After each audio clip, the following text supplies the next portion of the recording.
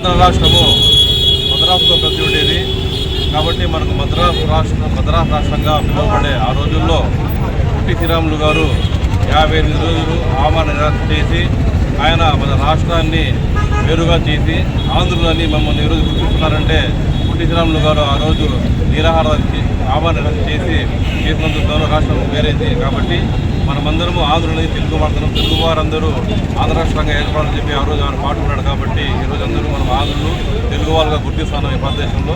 కాబట్టి ఇదంతా అమర పొట్టి శ్రీరాములు గారు చేసినటువంటి ఘనత అని చెప్పి తెలియజేసుకుంటూ పొట్టి శ్రీరాములు గారికి మనమందరము నివాళులర్పిస్తున్నాం.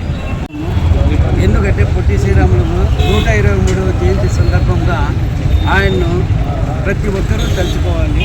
మహాత్మా గాంధీ భారతదేశాన్ని ఇట్లా స్వతంత్రం తెచ్చినాడు.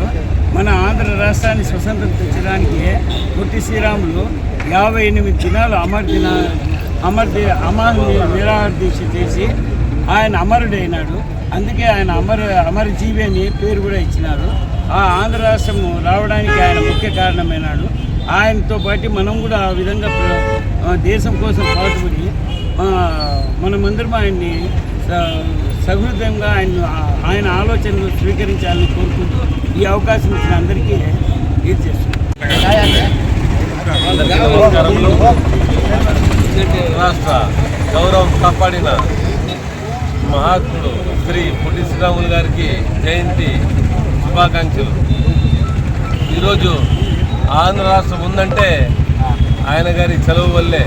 ఆయన ఆ రోజు పోరాడి ఆంధ్ర రాష్ట్రం స్థాపించినారు. ఆంధ్ర రాష్ట్రం అయ్యేకి ఆయన గారు కారణమయ్యారు. కాబట్టి ఈ రాష్ట్ర ప్రజలకు ఈరోజు పొట్టి శ్రీరాములు గారి జయంతి శుభాకాంక్షలు ప్రతి ఒక్కరికి